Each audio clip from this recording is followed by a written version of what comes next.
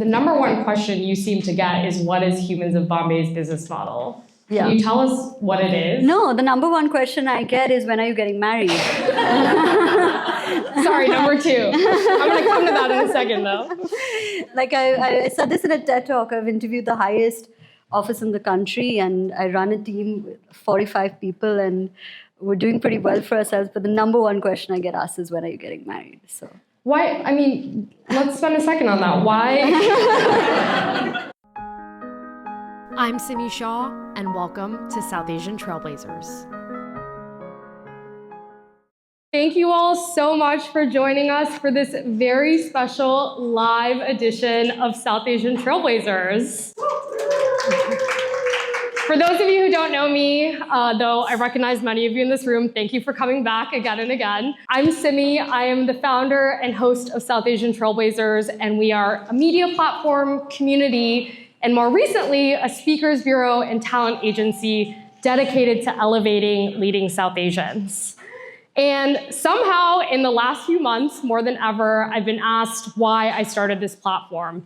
And the reason is so I could be in more rooms like these. I graduated from college back in 2019 and felt this total loss of a connection that I'd felt to our culture my whole life. And I was thinking about how I could sustain that connection to our culture in this new professional context of my life.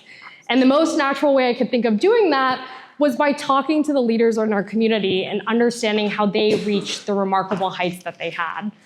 That was the genesis of Trailblazers. I'm really proud to say that 4 years on, we've been able to bring our community to life through events like these and launch an agency in the time since to bring the talent and expertise of South Asian leaders to main stages and corporate boardrooms all over the world. But that would not be possible without all of you. So thank you all so much again for being here tonight. Our guest tonight is a phenomenal leader. When I first met her, I immediately felt like I had met a kindred spirit.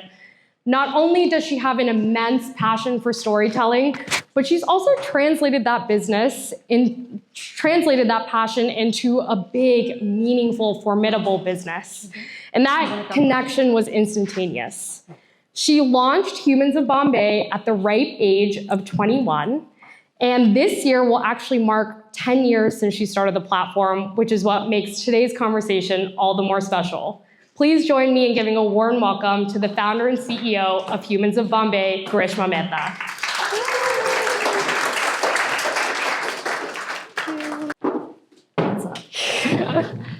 So weird to be doing this. I'm usually on that side. So yeah, today we're flipping the script, and it's been funny to watch Karishma navigate this whole process because she's so used to being the interviewer. Yeah. And so as you can imagine, I'm very nervous. So I want to start by talking about your story way at the beginning. I know you're the youngest of three sisters. Yeah. You grew up in Bombay, and somewhere in there were aspirations of being a lawyer, a Broadway star. Did you ever envision yourself having this entrepreneurial itch? No, never. I thought it was the most boring thing on the planet, because my father runs his own business, and I was just like, this seems and feels boring. But I think somewhere along the line, I realized that I have a knack for it. So I think that's how that went. But also, like, I met somebody who was a lawyer, and she completely threw me off and said, like, you have to study till you're like, I'm still studying. And she was like in her 50s or 60s. And instantly that idea went out the door. So, yeah. Now, you graduated from university in 2013 from the University of Nottingham with a degree in industrial economics. And that would suggest that you had a very traditional path into business. But you decided to forego that completely and instead launched Humans of Bombay. Can you tell us the origin story and the genesis of the platform? The platform obviously originated, was inspired from Humans of New York. I was in college when I stumbled upon the page, and I couldn't stop reading. So I just blocked Humans of Bombay, because it wasn't actually blocked back then. So I think that was a gut instinct. And then, when they ask, like, what do you want to do after college? People want to master, I don't know, something, right? Like economics or business. I don't know what I wanted to master. So I decided to just come back. And I took a sabbatical, which for Indian parents is like, person has gone very off track. And I never applied to a single job. Oh my God. I literally was doing nothing. So it was extremely a stressful period for everybody, mostly my family. And then I decided one day that, let me just do this. And went out on the streets of Bombay and started talking to people. What did those early days look like? A lot of rejection, a lot of people saying no, because, in Bombay, when you stop people, they're like, are you crazy? I have places to be and stuff to do. It was there was a lot of anxiety, but I loved it because eventually when people started talking to me, I was like, wow, I can't believe a stranger is actually telling me all these intimate details about their life. So I think it was a very organic, kind of natural flow to things. Can you tell me about the first time someone actually said yes when you approached them for a story? I think it was on Marine Drive. Yeah, it was right? on Marine Drive. I said this is so boring because I say this in every TED Talk. Tell us again. So she was a widowed woman and she was in her 50s and recently widowed, and she realized that she knew nothing about finances, she knew nothing about anything to do with running the home from a financial perspective, and she was extremely stressed out. And but she said, I'm taking this class and I'm starting to learn again. And it was insane. We spoke for an hour. That conversation lasted for an hour, and I think that she kind of gave me that little nudge that I could continue to do it. Yeah. Today, Humans of Bombay has shared thousands of stories, obviously. And some of them have had a really profound impact on people's lives, from getting people exonerated, raising money for campaigns to help people through their lives. Can you share any single story that's resonated with you and stays with you in particular? So there are so many, it's like, it's tough to pick, but I feel like when we run crowdfunding campaigns, it's always more, it's more special because, you go beyond the likes and the comments and the engagement that digital kind of has you confused with. So there was this one woman who we interviewed, not who we interviewed, we read about her in the paper, and I'll give you a little bit of a backstory. She was in a small village in UP, and she was married to this guy who desperately wanted a son. And you think that it's 2023, 2022, and how does this still exist? But it very much does. And so she has one daughter, and then she has a second, and then she has a third, and a fourth, and a fifth. And she's like 25 or 26, right, at this point. And she gets pregnant for the sixth time. And this man in his drunken state decides that he wants to check the gender of the baby. Oh my God. And trigger warning, cuts her stomach open. And she survives, though. She survives, the baby doesn't. And now this guy's in jail, and there are 5 daughters and this woman who really have no support. Not that they did have a lot of support before, but now it's just an even more precarious condition. So a writer of ours actually got her details, tracked down her details, found her brother and contacted him and said, look, we want to help you. And we told their story in I think it was about 6 or 7 parts. And we raised, I think, about 30 lakhs for her. Yeah, and the kids and the girls. And she was so overwhelmed. And she said that, I can't believe somebody sitting in Bombay has done this for me. And that's when you know that you go beyond just the digital aspect of it. Absolutely. I mean, it sounds like a very harrowing story, but pretty impressive that in just getting her story, you guys were able to mobilize the community for her. Today, Humans of Bombay is no longer just confined to the photo blog the way that it began. It spans YouTube shows, a book, you have an agency, there's so much going on. You've interviewed Prime Minister Modi, Ratan Tata, Alia Bhatt. If you guys haven't checked out these interviews, you should. Did you have this aha moment where you realized what Humans of Bombay could be? No, I still don't have it. What? Yeah, I still don't. I'm I feel like everything is just such a it's in such a natural flow of things that I'm going with it. Okay, so maybe a follow-up to that is, how do you define success? I think balance for me is success, because like if you're an entrepreneur, you see so many highs and lows that if you're able to maintain any kind of optimum, for me that's success. Like if you're able to ride the curve, or if you're able to not let a really big interview get to you in terms of, and that happens extremely rapidly. Like I've interviewed the Prime Minister, but Virat Kohli won't give me an interview. Maybe he will now. So, there's always a leveler. So I feel that's a success metric. Can you tell me a little bit about how you get into the headspace of interviewing someone like Prime Minister Modi or Ratan Tata? I mean, these are real titans. It goes out the window. Like you prepare and you have a questionnaire, and then you're sitting across them, and you kind of just have to like go with it. It's extremely overwhelming sometimes. Like I was especially overwhelmed when I sat across Ratan Tata, because I don't know, it was just such a surreal moment, because he doesn't give very many interviews, firstly. So, and he was so nice, and throughout the interview he kept saying, "That's such an interesting question. Thank you for that question." And like he just made you feel really good about yourself, and he is who he is, right? So in those moments, I think that the headspace kind of it goes out the window. Like you can prepare, and then nothing. So I'm taking notes for the future. What do you think set Humans of Bombay apart? I mean, there are so many storytelling platforms out there. India is a massive country. What do you think cemented your success?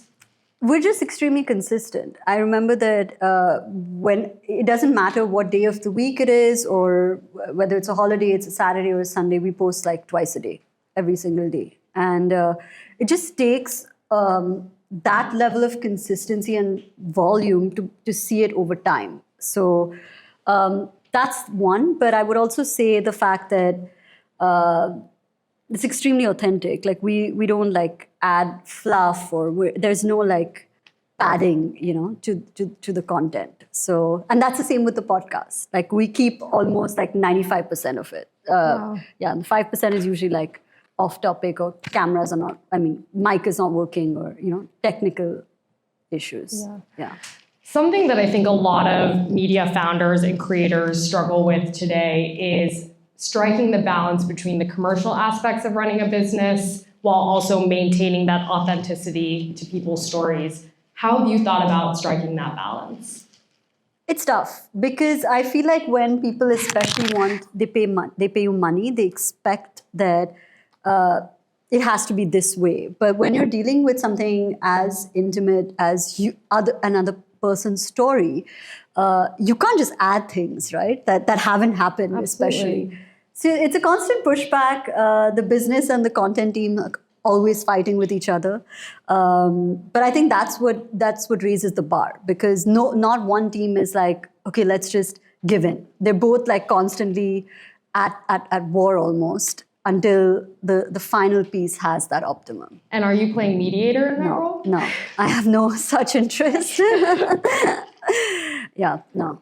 So something I found interesting in this respect is that the number one question you seem to get is, what is Humans of Bombay's business model? Yeah. Can you tell us what it is? No, the number one question I get is, when are you getting married? Sorry, number two. I'm going to come to that in a second, though. Like I said this in a TED Talk. I've interviewed the highest office in the country, and I run a team with 45 people, and we're doing pretty well for ourselves. But the number one question I get asked is, when are you getting married? So. Why? I mean, let's spend a second on that. Why? Really? Are you going to ask me the same question? No. I'm a female founder myself. Don't worry, it's already started for me also. I'm curious, how do you navigate that? I mean, what are the unique challenges of being a female founder in India and navigating something that's so culturally oriented? I don't think that it's not been a challenge. Honestly, I feel like I've never faced any kind of, oh, you're a woman, like, let me not give you this opportunity. It just has not happened. It's just, it's just that you wonder why when you go to the table and you wonder why there are such few female leaders, you may wonder that, but I don't think I've not been given a seat at the table. Interesting. But you don't feel that even when you, like you said, you've interviewed the highest office in India. You bootstrapped a company from the age of 21. I believe you took a 1 lakh loan from your father, which you paid back. Yeah, which we must not discuss because that reel went viral and I got called a lot of things. But I guess I'm curious, I mean, you don't feel like you faced any unique challenges in just being a young founder, a female founder? Wow. No. Like, I still find it so insane that like companies like Unilever, which have like a 40,000 crore turnover, trust us to do their employee branding. And they have trusted us since 5 years. So unfortunately it's not good for the story, but it's the truth. I've never faced it. No, I appreciate the honesty. I mean, I imagine still that amidst the successes you've had, you've faced your share of challenges as a founder. What has been the hardest part of being in this industry and space?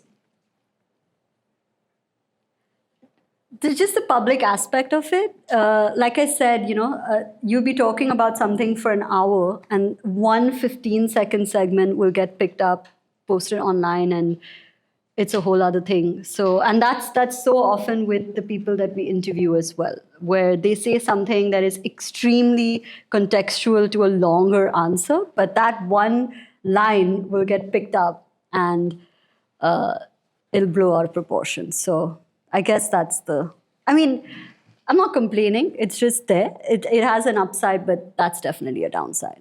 Yeah, I feel like it's the double-edged sword of being very online and living a public life. In that realm, I'm curious, I mean, so many individuals today have had to think more critically about this when they have audiences as large as you do. And I know a big part of it for you has been turning inward, finding spiritual alignment. How have you navigated maintaining your mental well-being while living and building such a public platform? I'm extremely spiritually inclined. So like I do. How did that journey start? It's an interesting question. I don't even remember.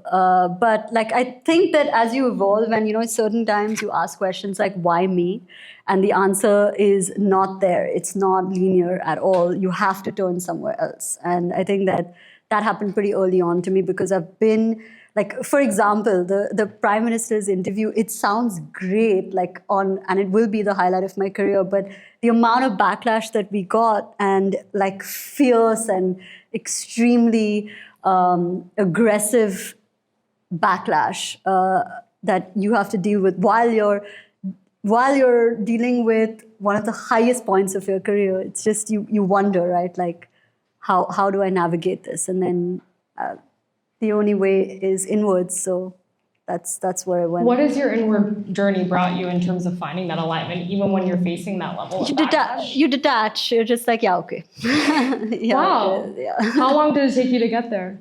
A couple of years, like 5-6 years maybe. I mean, I've been meditating and doing this whole wrong since like I think 7-8 years now, but like extremely consistently 5 years. And what does that mental well-being self-care routine look like today? You really want me to go? Yeah, I mean, do you delete all your social media? No, I can't. What? How can I delete my social media? I want to know. No, I have a screen time of like 9 hours a day. Yeah. That makes me feel better. Yeah, 9 hours a day. No, I don't delete my social media. You just I stopped reading comments, like because people and like really. So I was interviewing Badshah, okay, and he gets extremely trolled, and he's like, "I'll ask you a question," and he's asking me a question on my podcast, saying, "Imagine that you really hate me, like imagine that you really hate me, or like you really just dislike my presence, and you feel like you're saying all these things in your head, right?" At what point do you tip over and say, I'm going to get it from my head and post a comment about it? That you should move to the Netherlands. Like random comments like that, right? Yeah. Or like all of society's issues somehow begin with you. And you've posted a photo in the sun. So you don't understand the context. So you just start detaching. You're like, you can't please everybody. You just absolutely can't. So If you would go back and tell your 21-year-old self that this is what the journey was going to be, do you think you would still do it? Yeah, 100%. 100%. What would you say to her? I would not. I wish I was as naive as I was when I was 21 because I actually wish I was who I was back then because Why? because now it's all structured, right? Like now it's like, oh, you have to think about the P&L, you have to think about optics. Podcasts are extremely difficult to run, especially when there are like the stakeholders that we operate in. It was just simpler back then. Like there were not the analytical brain was a little bit not as sharp. Yeah, I think that's what they say, that you can't, it's a gift to be able to harness the childhood creativity and naivete we're all given. Yeah. I want to spend another second on that, which is around what you've built today. And that is, you've built Humans of Bombay into a platform that has become the largest storytelling platform in India and has helped put Indian stories on the global main stage. What are the unique aspects of running a storytelling platform in India that you've encountered, and how do you think that compares to storytelling in the diaspora? I don't know if you can draw a comparison. It's so different. But running any kind of business in India is hard. Like it is extremely difficult because you're also navigating a certain level of bureaucracy, whether you like it or not, right? So I don't think running a storytelling or having a media house is difficult. I think just running a business is really hard. So, when people ask me, I've done a bunch of these talks and, these kids are like, oh my God, I want to be an entrepreneur and it's so glamorous. It's like, absolutely not. It's the least glamorous thing, and you really feel the weight of it when you find yourself at wit's end on which way to go. And that happens almost too frequently. So, yeah. To that end, I mean, this is a job you learned on the job. It was the first, like you said, you never applied to a single job. This is what you started doing. What are some of the key business lessons you've learned over the last 10 years? The first one is hire well. I think that, we tend to look at it in an extremely myopic way, but if somebody is slightly above what you've accounted for, but they add that value, it's like a zero-sum game over a period of time. Another business lesson I learned is legal costs are extremely expensive. So just don't do that in any context. My most dreaded meetings in a month are with my lawyer. So, yeah. And I think just not taking it as business owners, as entrepreneurs, people tend to be emotionally connected, and that's horrible. Why? Because it's impossible to then be detached. So I learned the hard way, but to practice detachment. It seems like detachment is a big theme in the spiritual journey you've taken, but you tell these stories that evoke such deep human emotion. I mean, how do you separate emotion when you're running a business that's so rooted in people's lives? I have extremely emotional writers. Wow. Who do the job, yeah. But that was you once upon a time. Yeah, but no, it's not been for like 8 years. So, I mean, I absolutely no credit to me. I don't remember the last time I wrote a story. Do you think you'd ever step back into it? No. Do you like the role you're in now? Yeah, I like the role. It's different, right? Like as opposed to like sitting with a laptop and writing, I'm speaking to somebody and able to get into extreme depth of one story through a podcast. So and that's what's exciting us right now. Yeah. So tell me a little bit about, you have Realigned, you have the Humans of Bombay YouTube show. Tell me about the new slate of podcasts you're launching. The next podcast I'm launching, I actually don't know. We just did one with Imran Khan. We've done a few interesting ones. I think the last interesting one I did was with Mandira Bedi or Sonali Bendre, in fact. Like she spoke about her cancer journey and was extremely, like it was so difficult to even listen to, That was a good one. We interviewed the defense minister. And again, that caused all sorts of problems in my life. But yeah. How do you, I mean, you seem to have chosen podcasting in these shows as your chosen format from the photo blog that you originally began with. Why? People don't read anymore.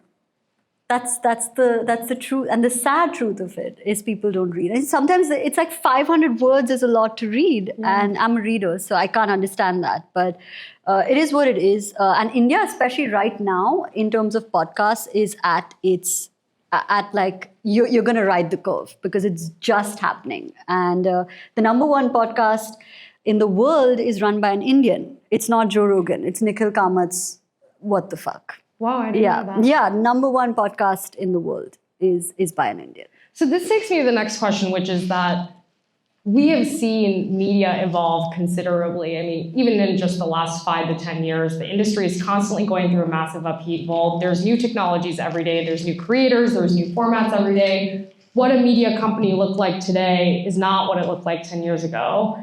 How do you think about building in this space? What advice would you give to people that want to start building a company in this space today? In like as just overall media? Overall media, but contextualizing it in the realm of how much technology has evolved over the last 10 years. To your point, people aren't reading. So how do you create a media company if people aren't reading? And people aren't watching for that matter, right? I feel like content bits are getting shorter and shorter. How do you think about that? That's exactly what it is. Like we didn't think it was possible to tell somebody's story in 30 seconds, but it is. Wow. Yeah, so we do 30-second reels, but I think there's space. The media, India right now, there's just too much happening online. So I would say go for it because there is more than enough space for everybody. How do you cut through the noise? I mean, like you said, India is a big space. I'm sure many people have recognized that. I think even in the diaspora, we're seeing so many people launch different platforms every single day. How do you cut through the noise? What do you think? I mean, this is the question I kind of asked you before, but what do you think that has made Humans of Bombay uniquely successful? I think it's just a combination of, look, honestly, it's like you have to do what Instagram or what the platform wants you to do. There's no other way. Like I miss the photo blog version of it, but the truth is that the algorithm just doesn't push it. So I think just keeping with it and going with it. But also I just feel like we don't subscribe. So while we do 15-second videos, our podcasts run to 2 hours. Yeah. Because that's how long the conversation goes. So I think if you find your voice and you really double down on it, you kind of find your footing. Like even in the top 5 podcasts, one of which is ours in India, they're all extremely different. So everybody goes to that particular platform to kind of, find what they're looking for. Like if you see a Ranveer's podcast, which is Beer Biceps, and us, extremely different. Although to say the least. Yeah, although we interview the same guests, extremely different conversation. Yeah. What do you have in mind for Realign? And can you tell us a little bit about what it is? So Realign is where we go, we're just looking to add value, right? It's not just about stories. It's like, what can you learn from Sonali Bendre's cancer journey? Or what can you learn from Shikhar Dhawan's divorce that he talks about being separated from his son for and not having even spoken to him for 3 months? How did he kind of navigate that? And to learn from real life people how to optimize your life. And that's the listen part of it. We have like a massive event coming up where we're getting like these speakers across holistic wellness, spiritual leaders, thought provokers to come in the same space. And then we launched our course right now, which is our first D2C product. And we're having fun with that. I actually conducted the course in English and in Hindi and had extreme dialect lessons to get the Hindi right.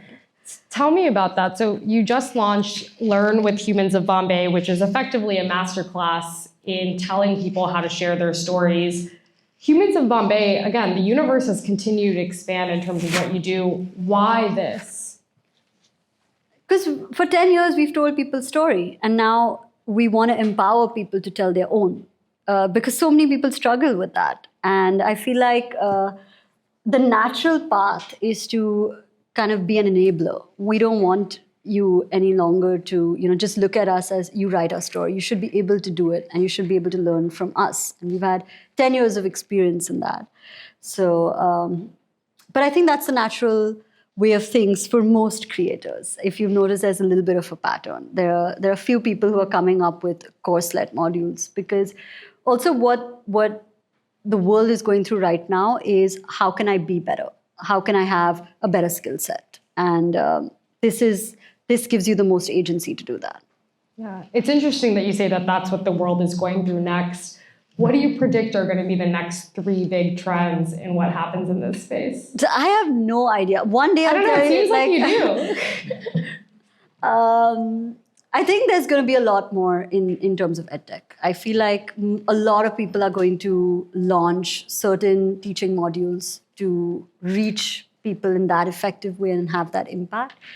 I also feel like long form will come back. I feel like, really? Yeah, I feel like long form will come back.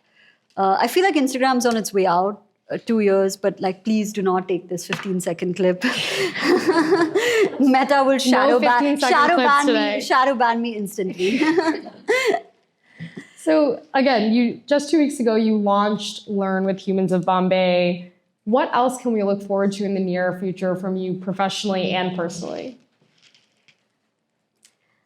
If I launch one more thing, I won't have a team. They will leave. So I'm good for now on the professional front. Personally, nothing really. I'm on holiday right now, which is after a long time. So I'm having fun. She's living her best life in New York, it seems. I want to spend a couple seconds on some of the audience questions we got earlier today. The first one is from Kaya Kalaragupta. Is Kaya here? Do you want to ask your question about beliefs and biases? Sure. Thank you so much for doing this. My question was just sort of, I think, when you read stories, like the way you describe it, they evoke a lot of emotions and empathy. And I think a lot of times when you hear people's stories, you kind of reflect on your own mindset or how you thought about that in the first place. So I'm kind of wondering if that happened to you, just from hearing someone else's stories, a bias or a perception you had from before kind of changed and you began questioning that and how it's kind of changed along the way. That was the question. I'll just repeat it for everyone over here. Basically, have you ever encountered a story in Humans of Bombay that shifted a certain belief or bias that you had? Not so much a bias, but I feel like overall when you listen, or I now read Humans of Bombay stories because I'm not actually writing them, is that you feel like, when you complain about things and it just seems like I don't even know why I'm complaining. And I feel like that's the power of storytelling, because when you see that there is somebody who's going through absolute conflict and still managing to persevere, it kind of gives you hope, right? So when we did the Sonali Bendre podcast on her cancer journey, the comment that was flagged because that many people upvoted it and commented on it was, I'm sitting in my bed going through chemotherapy right now, and this is giving me hope. Wow. So that's how you can kind of build that feeling within people. And I feel like that's priceless. You can't put a price to that. Yeah. Thanks for that question. The next question we have is from Mac Goswami, who asked about spiritualism. Oh, hey, Mac. Do you want to ask your question? So, first of all, thank you so much for organizing this. And Karishma, your story is amazing, very inspiring. So, my 2 questions is that I think one of your Instagram story that I have, I saw that you mentioned about manifestation, that you have manifested something and you got way more. So, what is your definition of manifestation, and what is your process of manifesting to get something? And the second question is that you already mentioned about if someone, you already asked the question, if someone wants to start into this world. So before the COVID, it was people, they have a lot of time. Yeah. So they were, reading through content. Now everything got changed. So what suggestion or advice do you want to give someone, what kind of content they would create to start a media house? It will be more towards like video or more towards audio or it's more to writing? Okay, yeah. Thank you. It's manifestation. It has extremely negative connotation, firstly, so I just want to put that out there. Really? I feel like it's going through such a positive spin right now. You don't understand how many people are like, oh, yeah, that's like garbage, Like, I'll manifest it. I feel like I see manifestation on my feed every single day these days. That's because the algorithm got you. You're like talking about manifestation. Let's just feed more content. That's not the universe giving you a sign. That's just the Instagram algorithm. I'm taking it as a sign. Manifestation. I mean, I read a lot. So like I've read a lot of books and I feel like most of these principles lead back to the fundamental that you can control what goes on in your mind, which eventually compounds to what the outcome is. So, there are times when you think something is not going to go your way, and then it doesn't end up going your way. Or you think something is, and then it does. It's a very fine line, right? So my process is that I meditate. So I kind of quiet that negativity. So when I was facing a certain challenge last year, that was the hardest part for me, to kind of quiet in that, oh my God, it's like, it's bad, right? Like, so I would wake up and be like, no, it's fine, it's under control, and the outcome is going to be in my favor. And most often you focus on the process or you focus on the timeline, but you don't focus on the outcome. So what is the final outcome that you want to kind of make your way towards, if that makes sense? But what I will say is that for anybody who wants to get into it, please read Psycho-Cybernetics. It's a great book. Read Joseph Murphy's Power of the Subconscious Mind. That's where I learned from. So yeah, these two books are great. And The Secret has also been but now when you look at The Secret, it's like ABC. You're too advanced I'm writing essays. So I mean, like a beginner's, that was like 15 years now? Yeah. So yeah. No, I asked because The Secret is a popular choice among many of our trailblazers. Still? Yeah. Oh, okay. Well, there are nicer books that I could recommend offline. I'm going to end this conversation today. Oh, wait, you had a second question. Yes. So the second question is, the answer is that India actually consumes the most amount of audio, not video and not podcasts. So the audio industry is at the apex right now. So we're also developing audiobooks and audio stories. Yeah.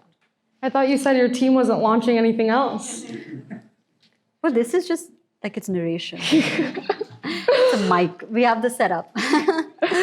Okay, well, thank you so much, everyone, for submitting your audience questions. I want to end our conversation today with a little bit of a rapid fire. Why? I saw those questions. It's so irrelevant. No, they are relevant. We're going to make them relevant. Your guys are going to think they're relevant.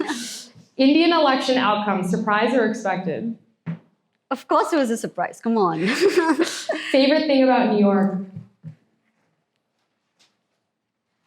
Karishma booked a one-way ticket here, by the way. Yeah.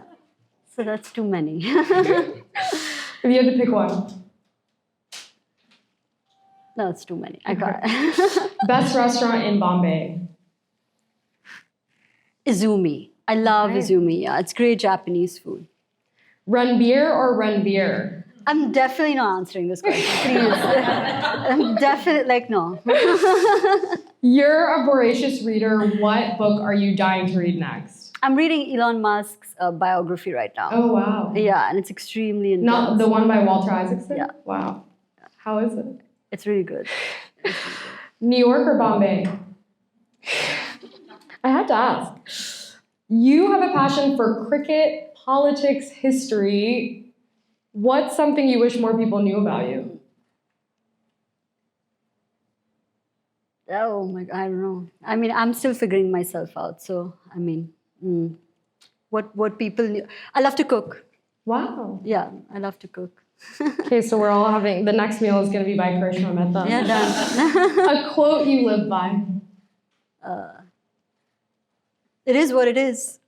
I say that all the time because it is what it is. There's the detachment again. It is what I it love is, it. yeah. Manifestation 101. Can we give a round of applause to Karishma?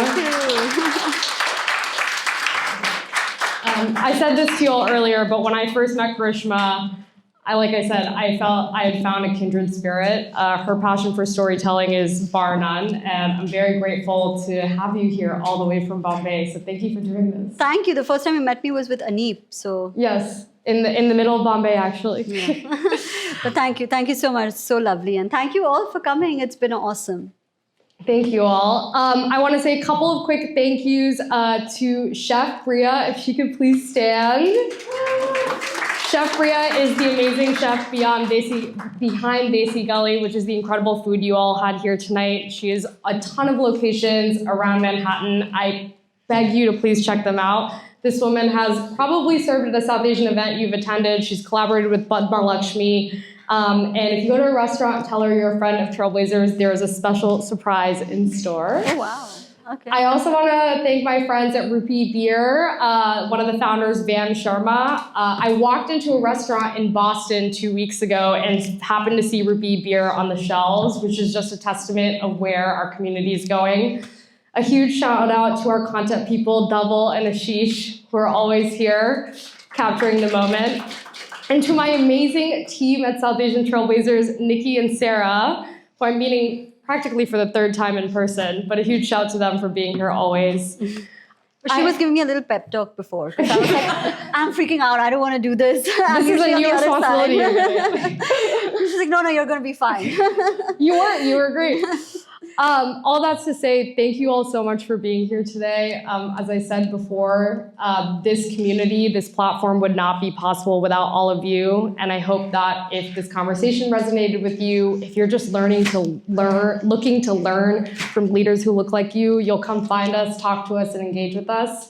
And that's it for me. Thank you all so much for being here. Please help yourself to more food, and we'll see you next time. Thank you so much for tuning in today.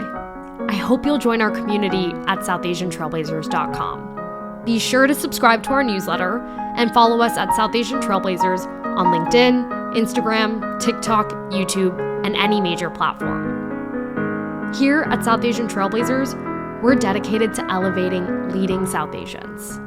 Until next time.